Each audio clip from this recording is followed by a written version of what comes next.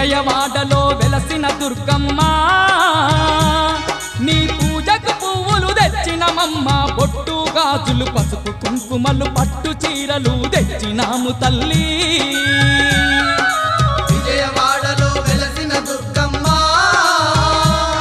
నీ పూజకు పువ్వులు తెచ్చినమమ్మ బొట్టు గాజులు పసుపు కుంకుమలు పట్టు చీరలు తెచ్చినాము తల్లి